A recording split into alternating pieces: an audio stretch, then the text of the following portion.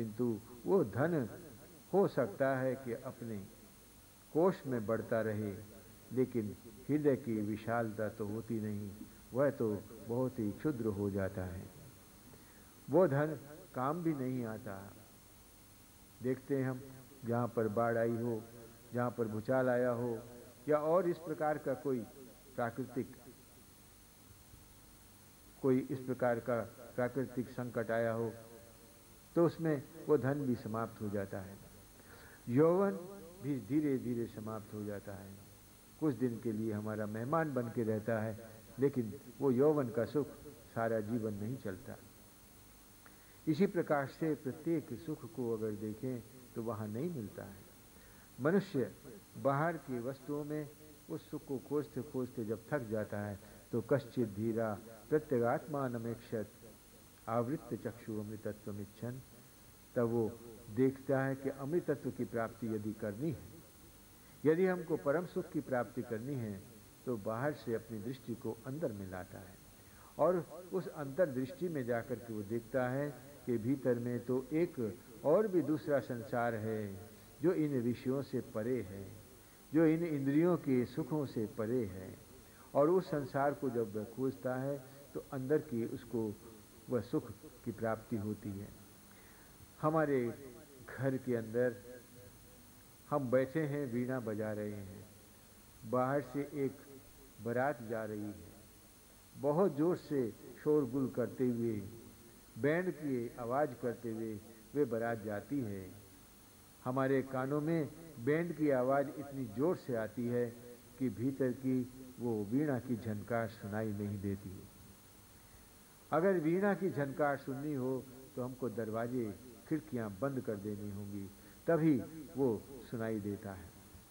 ठीक इसी प्रकार से ये बाहर की हलचल, बाहर की चंचलता, बाहर के विषय हमको अपने अंदर में जो सुख है उसको जानने नहीं देते, अपने अंदर में जो वीणा बज रही है उसको सुनने नहीं देते।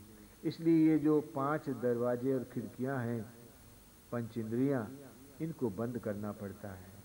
बाहर की ओर नहीं, भीतर की ओर झांकना पड़ता है। और जब ये भीतर की ओर झांकती है तो दिन आता है जब भीतर की आवाज़ सुनाई देती है, बाहर की आवाज़ बंद हो जाती है। और तभी हम देखते हैं कि वह व्यक्ति अंतर सुख को प्राप्त करके, परम सुख को प्राप्त करके और आनंद से झूमता हुआ कहता है, वेदाहमेतम पुरुषम महांतम आदित्य वर्णम तमसा परस्तात्। मैंने जान लिया है उस परम पुरुष को, उस परम सुख को जो कि सब अंधकारों से परे प्रकाश स्वरूप है। और उसी को जानना ही जीवन का उद्देश्य है, उसी के लिए जीवन मिला है। तमेव विदित्वा अति मृत्युमेति, उसको जानने से ही मनुष्य मृत्यु को पार करता है, अमृतत्व की प्राप्ति करता है। दूसरा कोई रास्ता नहीं है। नान्य पंथा विद्यते यनाय, दूसरा कोई रास्ता नहीं। आना ही पड़ेगा, इस जन्म में नहीं, दूसरे जन्म में, दूसरे में नहीं, तीसरे में, तीसरे में नहीं, 10वें में, 100 में, हजारों जन्म के बाद भी आना तो वहीं पड़ेगा, जबकि वो उस परम सुख की प्राप्ति के लिए व्याकुल होगा। जो व्यक्ति उसके लिए व्याकुल होता है और अपने इस इंद्रिय और मन पर वश करके इंद्रियों के दरवाजे बंद कर देता है, मन को बाहर नहीं जाने देता, अंतर में रखता है, तो उसको वह सुख की प्राप्ति होती है। कबीर जी ने इसको बहुत ही सुंदर रूप से वर्णन किया है, हम उसको आपके सामने रखेंगे।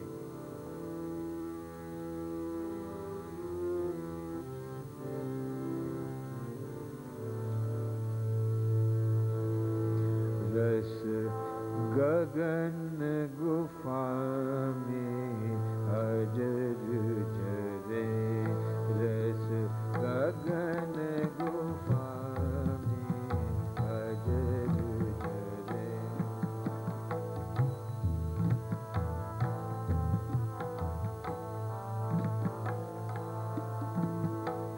बिन बाजा झनकार उठे जहाँ, समुझ परे जब ज्ञान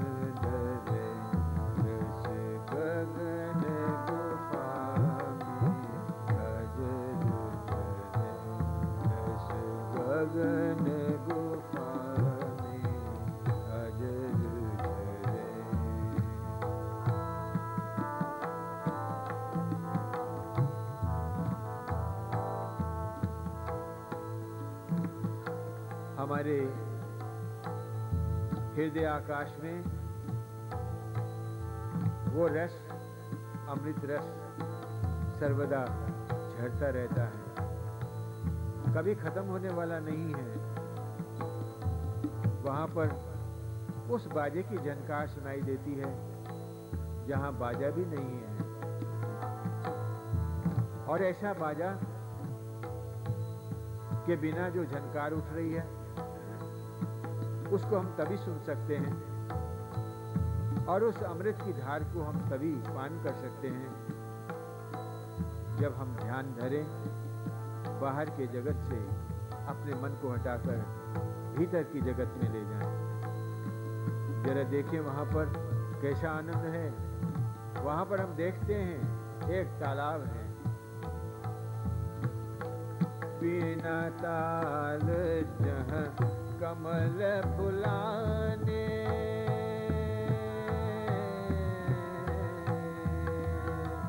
बिना ताल जहां कमल फुलाने, तेही चढ़ी हासा केली करे, बिन चंदा उजियारी दरसे, बिन चंदा उजियारी दरसे, जहाँ तहाँ सा नजर पड़े, गगन गुफा में अजर झरे, रस गगन गुफा में अजर झरे।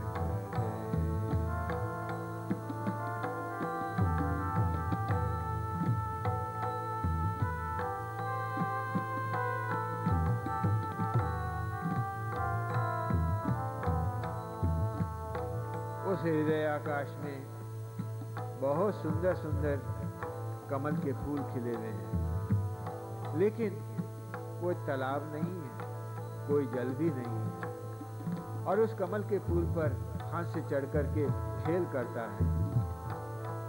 ये कैसी अद्भुत बात है, बिना तालाब के, बिना पानी के हंस, और उस पर भी कमल का फूल और उसमें हंस खेल कर रहा है, और उजियारी है, बहुत प्रकाश है, लेकिन चंद्रमा नहीं है, चांद की रोशनी है लेकिन चांद नहीं है, लेकिन वहां पर उस चांदनी में हंसा नजर आता है। ऐसा सुंदर दृश्य हमको उस हृदय आकाश में दिखाई देता है। जो व्यक्ति बाहर से अपने मन को वश में करके भीतर में ले जाते हैं, उनको वह दृश्य दिखाई देता है। रस गगन गुफा में अजर झरे, रस गगन गुफा में अजर झरे।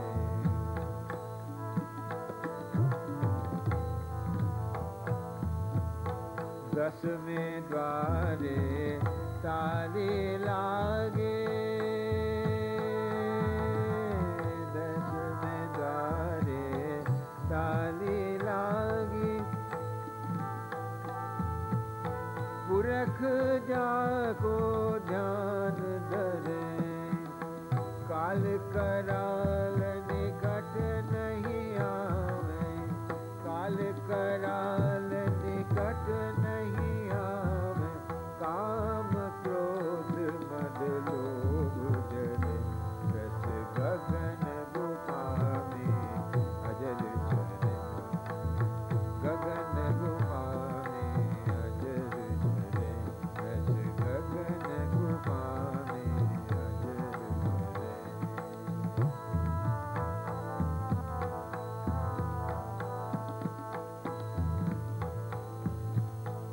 हमारे शरीर में 9 दरवाजे हैं, लेकिन 10वां दरवाजा, वहां पर जब सूरत लग जाती है, वो है ब्रह्मांड। और जो पुरुष लोग हैं, हमारे जो पूर्वज हैं, ऋषिगण हैं, योगीगण हैं, वो वहीं पर ध्यान करते हैं। उस 10वें दरवाजे में जब ताली लग जाती है, सूरती लग जाती है, तो वहां पर काल भी नहीं आता, मृत्यु भी नहीं आती, और वह व्यक्ति काम क्रोध मद लोभ से परे हो जाता है। उसके काम क्रोध लोभ मोह सब जल जाते हैं। ऐसी गति को वह प्राप्त होता है। रस गगन गुफा में अजर जले, रस गगन गुफा में अजर जले।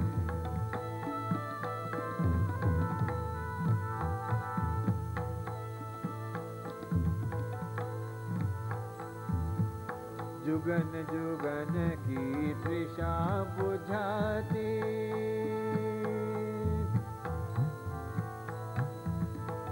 जुगन जुगन की तृषा बुझाती, कर्म भरम यग व्याध चले।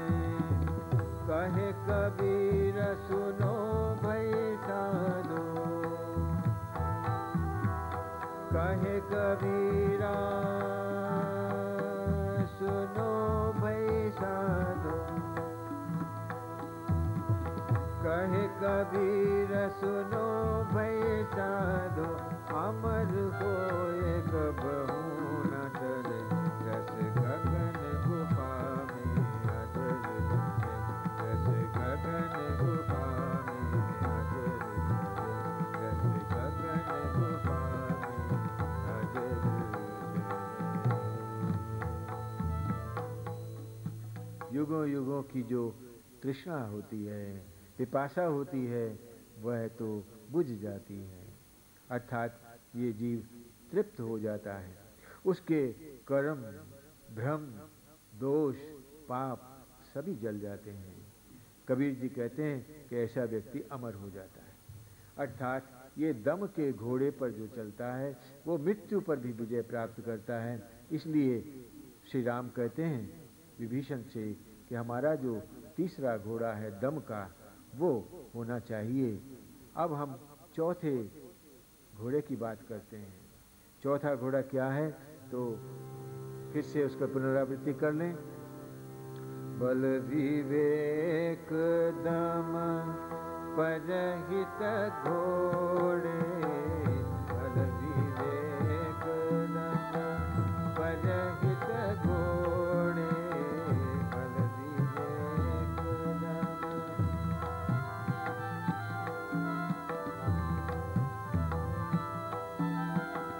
बल विवेक दम परहित घोड़े, बल विवेक दम परहित घोड़े, बल विवेक दम परहित घोड़े, बल विवेक दम।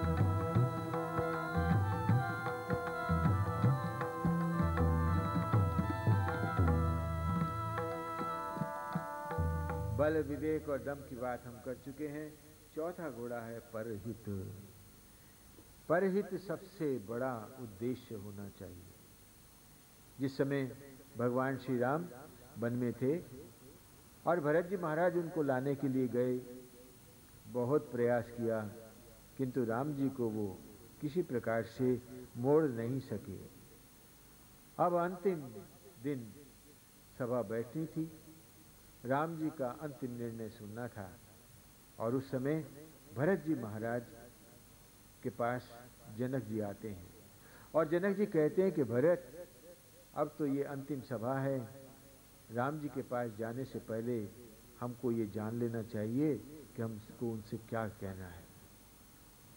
भरत जी कहते हैं, आप हमारे गुरुजन हैं, आप हमारे बड़े हैं, बुजुर्ग हैं, आपके सामने हम क्या बोल सकते हैं।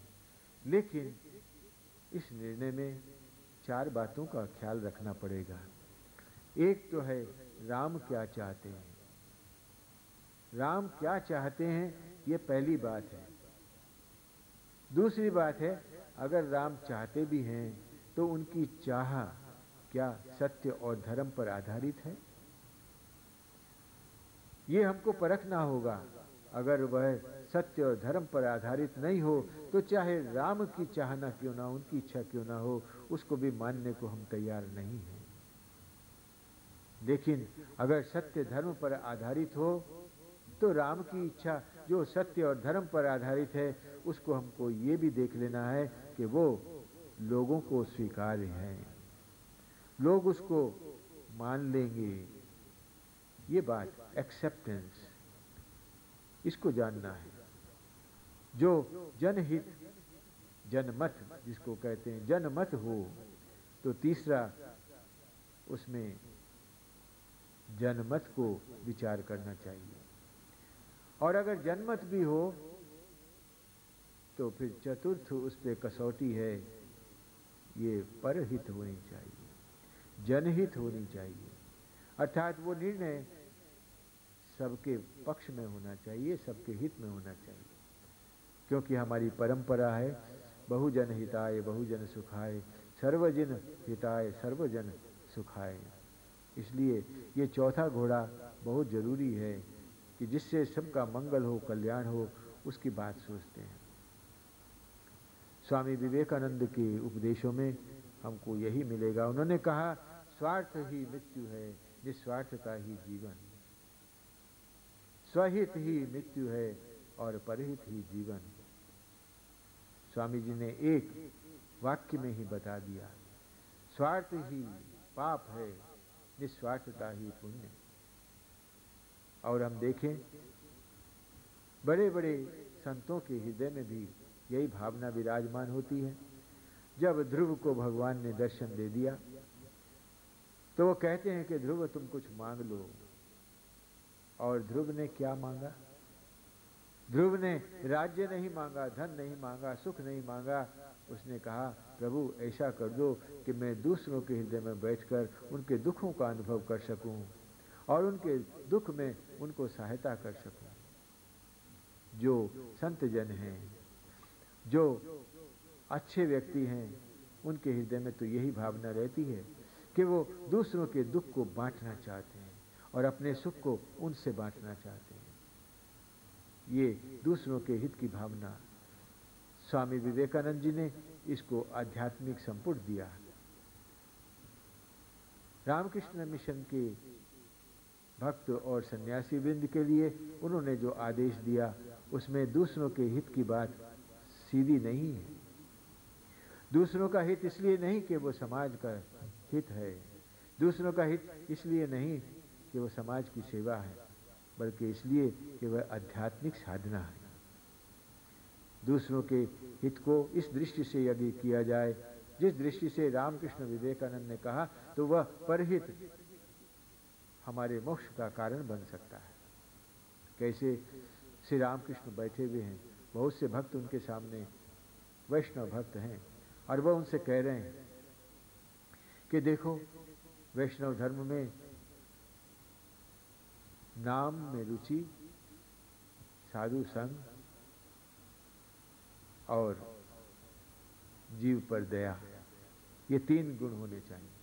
जीव पर दया कहते कहते उन्होंने कहा अरे ये कैसी भावना, जीव पर दया, जीव पर दया करने वाला तू कौन? बोलू शिव ज्ञान से जीव की सेवा। अर्थात ईशावास्यमिदं सर्वम यत् किंचित जगत्याम जगत। अगर ये बात सत्य है कि ईश्वर सभी के हृदय में विराजमान है, सभी में विराजमान है, ईश्वरा सर्वभूतानां हृद्देशे अर्जुन तिष्ठति, अगर ये भगवान श्री कृष्ण की वाणी सत्य है तो सबके हृदय के अंदर ईश्वर विराजमान है। और उस ईश्वर की पूजा करना, उसकी सेवा करना ही भगवान की सेवा करना है, भगवान की पूजा करना है। इस दृष्टिकोण से हमें सेवा करनी चाहिए। नरेंद्र नाथ ने सुना और उसके मन में बैठ गई बात और उसने अपने दोस्तों से कहा था आज जो मैंने बात सुनी है वो बड़ी अद्भुत बात है और अगर मेरे जीवन में बस चला तो मैं सबको इस बात को पहुंचा दूंगा सबके सामने। और फिर इसी की अंतर्ध्वनि हम सुनते हैं, प्रतिध्वनि हम सुनते हैं जब वो कहते हैं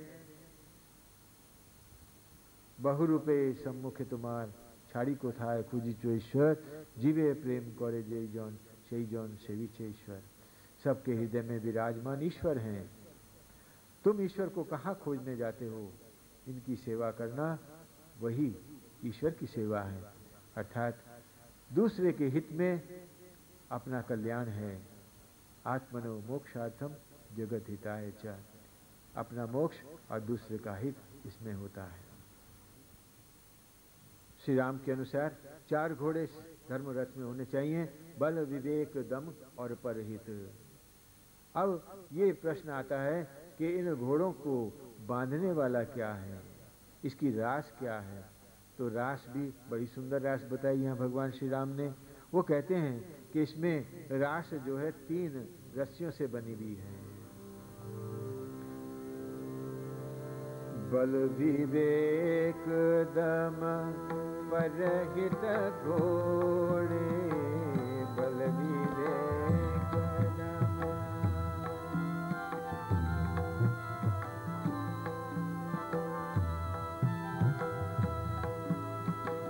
क्षम, कृपा, सम, कारज जोड़े, क्षम, कृपा, सम, कारज जोड़े, क्षम, कृपा,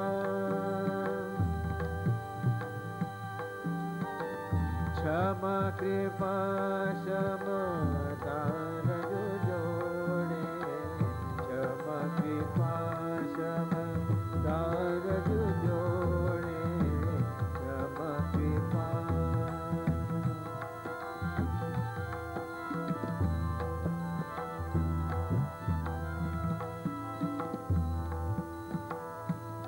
क्षमा, कृपा और समता, यही घोड़े की रास है।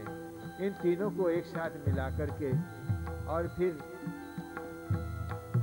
इसकी रास बनाई जाए, और ये जो व्यक्ति क्षमा, कृपा और समता का अभ्यास करते हैं वही विजय प्राप्त करते हैं। और इसमें सारथी कौन है? ईश भजन सारथी सुजाना, ईश भजन सारथी सुजाना, ईश भजन सारथी सुजाना, ईश भजन।